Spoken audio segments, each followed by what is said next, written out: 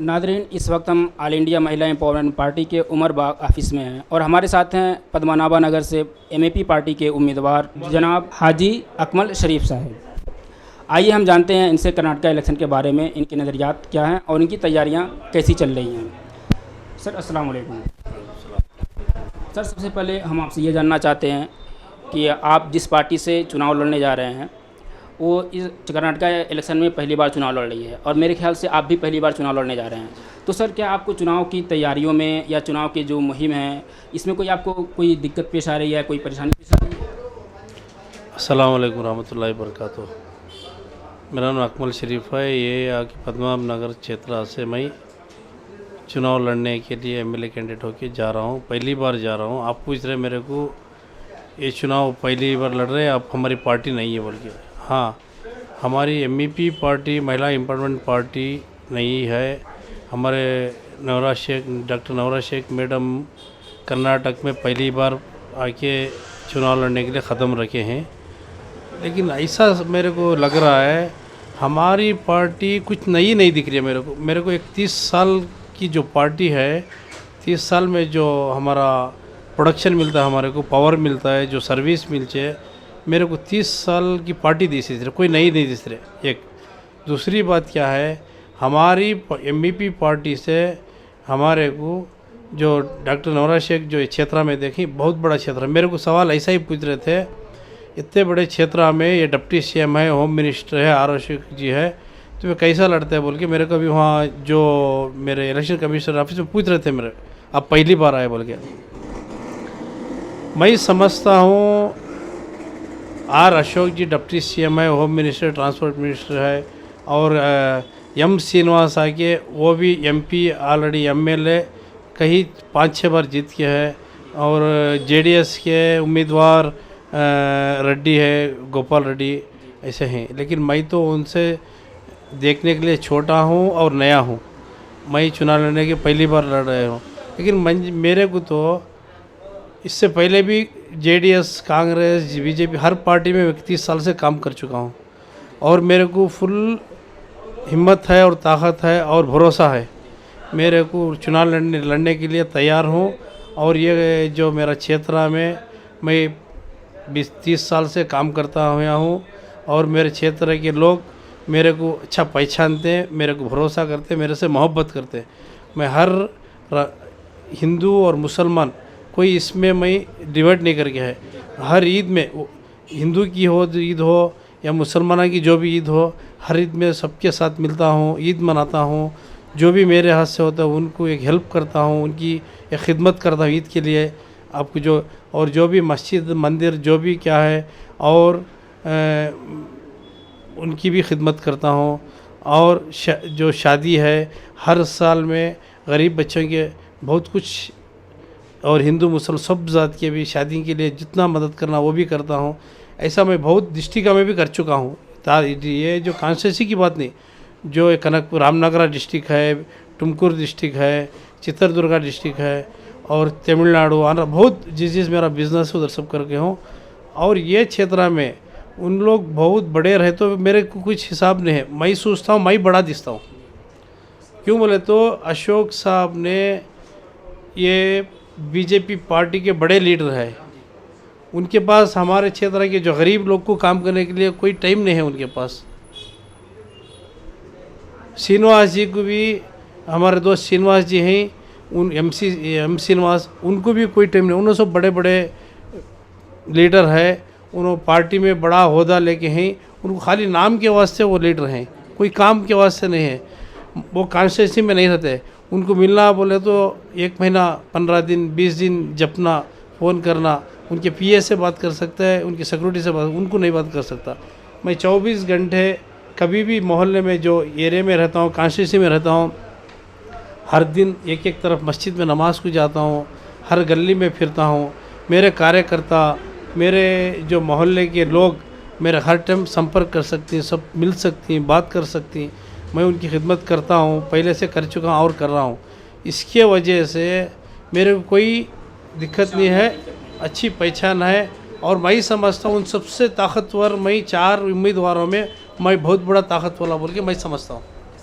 Sir दूसरा question sir, इस चुनाव में बहुत सी पार्टियां हैं और सबके अपने अपने मुद्दे हैं। सर मैं आपसे ये जानना चाहता हूं और अपने नाज़रीन को ये बताना चाहता हूं कि आप किन मुद्दों को लेकर चुनावी मैदान में। जी, हमारे एमईपी पार्टी के डॉक्टर नौरा शेख मैडम बनाया है।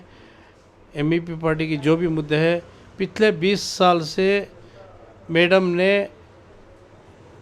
कॉलेज, स्कूल, मदरसे, बेवाओं के लिए, यतीमों के लिए, अंधों के लिए, माजूरों के लिए, कमज़ोरों के लिए, आपको भी मालूम है, मेरे कर्नाटक में भी बहुत सारे लोग को मालूम हो गए है, अभी ऑल इंडिया में भी मालूम हो गई है, बहुत कंट्री में मालूम हो। मैडम ने बहुत काम कर चुके हैं, बहुत बड़े खिदमतदार है वो तो सबको मालूम है। वो देख के हम लोग भी एमईपी पार्टी को ज्वाइन हुए। अभी भी हम लोग, हमारा मैडम का कहना है, हमारी सरकार आने से पहला मुद्दा है, आपको भी मालूम है, ये 5 साल में कितने आत्महत्या हो गए। जो रैतर ने क्या किसान ने कितना आत्महत्या कर गए, आपको सबको मालूम है, पूरी कर्नाटक को मालूम है, पूरी मीडिया को मालूम है, पूरी आवाम को मालूम है। हमारी मैडम का मुद्दा क्या है, पहला काम हमारी सरकार आने के बाद किसानों का साला वज़ा करने का, जो कर्जा है वो कर्ज वज़ा करने का, और आने वाले दिनों को बग़ैर इंटरेस्ट के कर्जा देने के लिए मैडम वादा कर चुकी है। हमारा मुद्दा वो।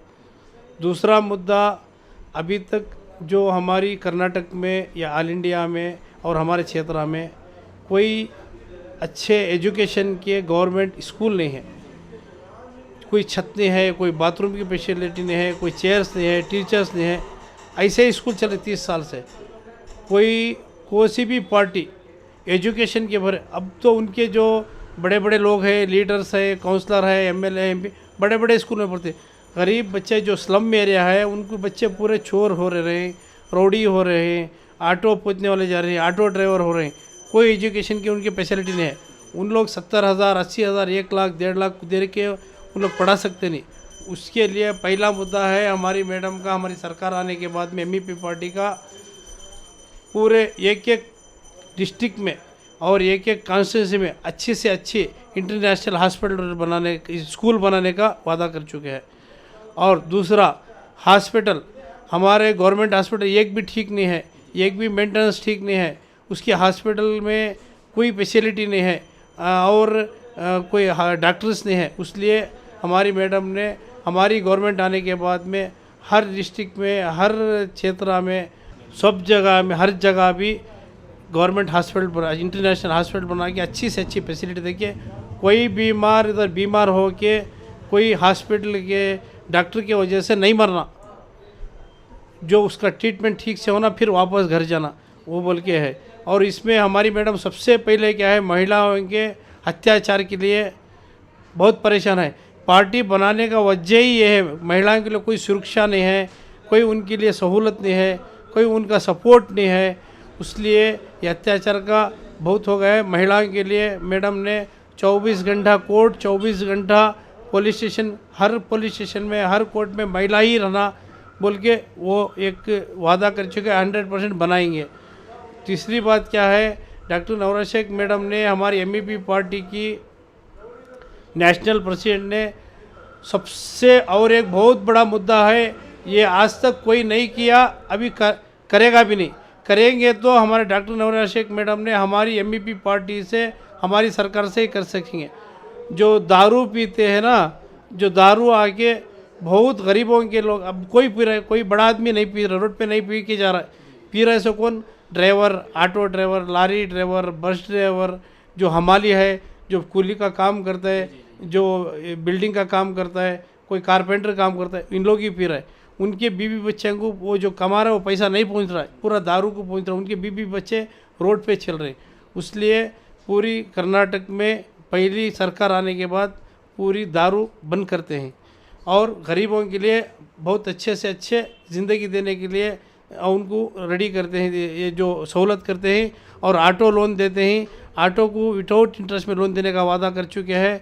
और दूसरी बात, जो छोटे व्यापारी हैं, टेलरिंग है, जो छोटी तरकारी व्यापारी है, ढकलने की, सबको भी विदाउट इंटरेस्ट में लोन देने का वादा कर चुके हैं।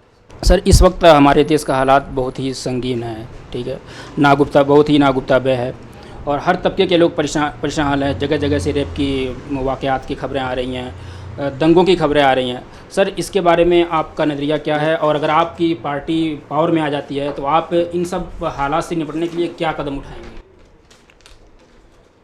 हमारी एमईपी पार्टी की सरकार आने से हमारे राष्ट्रीय अध्यक्ष मैडम ने हमारा पहला मुद्दा है जो अत्याचार के बारे में, जो भी अत्याचार करेगा उसको बगैर फिर बेल नहीं मिलना, उसको कठिन सज़ा उम्र कैद मिलना। अत्याचार करने के बाद में उसे जीने का कोई हक़ नहीं देना, जो इस्लाम में भी है, हर मज़हब में भी है। अत्याचार करने वाले को, चोरी करने वाले को, खूनी करने वाले को उसको कठिन सज़ा देना, उसका इस्लामिक के हिसाब से और पूरी संविधान के हिसाब से उसको उम्र कैद सज़ा देना। उसे कोई बाहर फिरने के लिए कोई उसे ताकत नहीं होना, बोल के 24 ये आके हर डिस्ट्रिक्ट में एक एक पुलिस स्टेशन, एक एक कोर्ट लगाना, इसके ऊपर स्ट्रिक्ट करना बोल के बताइए।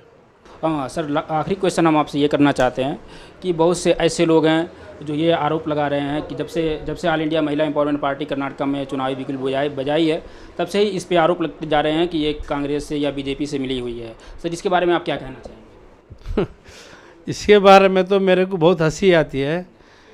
ये तो लोग बोल रहे हैं जिस दिन पार्टी लॉन्च हो गई, ऑल इंडिया महिला पार्टी, डॉक्टर नवशा मैडम ने इधर बेंगलुरु में ख़त्म रख दिया, कर्नाटक में आ गए, एमईपी पार्टी लॉन्च करके जब वायरल हो गई तो अच्छे का पसीना टूट गया इसमें। बीजेपी का हो, कांग्रेस का हो, जेडीएस का है, ये कौन इतना बड़ा ख़दम, ये वो भी एक ईमान वाली एक मुसलमान औरत इतना बड़ा ख़दम रख के आ गए ना, बोल के परेशान है। लेकिन हम लोग तो बीजेपी से ना जुड़े हैं, न कांग्रेस से जुड़े हैं, जेडीएस से जुड़ने के कोई वादा नहीं है, कोई भरोसा ये नहीं है। ये सब गलत बात है। उन लोग परेशान हैं। अब ये पार्टी आ गई, हमारी पार्टी चले जाएगी, ये पार्टी आगे बढ़ जाएगी, इनकी सरकार आ जाएगी, जो भी इनका मुद्दा है ये करेंगे। अब इनका ऑलरेडी पहले तो ये हर पार्टियों का भरोसा वादा टूट गया था इंडिया में और कर्नाटक में। ये मौके में आदमी पूरे लोग बहुत परेशान थे, उनसे नाराज़ थे। उस टाइम पे महिला एम्पावरमेंट पार्टी नेशनल पार्टी है, ये party doctor Navraj Sheikh madam ने इधर लॉन्च कर दिया। उसलिए उन लोग पूरा डर के क्या बोल रहे हैं, ये बीजेपी से मिली है, कांग्रेस से मिली है, किसी से कमिटमेंट हुई है। क्यों बोले तो इनको ये लीडिंग आ जाने से, अब जो सब आदमी परेशान होने से, अब वो टाइम पे कोई उसका साथ देने आया तो उसका पूरी आवाम, पूरा इंडिया, पूरा कर्नाटक उसका साथ दे देते हैं। ऐसा माहौल है भाई। वो माहौल में अब ये हमारी पार्टी फुल लीड में आ जाती है, 150 कम से कम 150 सीट आ जाती हैं, हमारी गवर्नमेंट बन जाती है। इन लोग पूरे पीछे चल जाते हैं बोल के एक गलत अफवाह उठा के इन लोग हमारे ऊपर आरोप दिखा के एक कमज़ोर करे। लेकिन कौन क्या बोलने से हमारा कोई फ़र्क नहीं पड़ता। हमें किसी से भी नहीं मिले और हम किसी से भी मिलेंगे भी नहीं। हमारी पार्टी को पूरे लोग कर्नाटक के जानते हैं। इंशाअल्लाह हमारा भरोसा है कर्नाटक के लोग के ऊपर, और पूरे हिंदू, मुसलमान, सिख, ईसाई, औरत मत सबको भी हम बराबर हिस्सा देखे हैं। अभी तक कोई पार्टी में भी औरतों को कोई हिस्सा नहीं दिए थे। आज हमारी पार्टी से 50 सीट देखे हैं अल्हम्दुलिल्लाह। इंशाअल्लाह हमारी पार्टी नेशनल पार्टी है, हमारी ये कर्नाटक में पहली बार आई है। इंशाअल्लाह हमें पहली बार हमारी कर्नाटक में हमारी जीत होगी बोल के हम ना बहुत भरोसा है। कर्नाटक के लोग के ऊपर बहुत उम्मीद है, बहुत भरोसा है। इंशाअल्लाह हम जीतेंगे। हमारे कर्नाटक के पूरे जनता को अस्सलाम वालेकुम, जय हिंद, जय कर्नाटका। ये थे पद्मनाभा नगर से पार्टी के उम्मीदवार जनाब अकमल शरीफ साहब, जो अपने नज़रियात से हमको और कर्नाटका के आवाम को वाकिफ़ करा रहे थे। हम इनका तहे दिल से शुक्रिया अदा करते हैं। अल्लाह हाफिज़।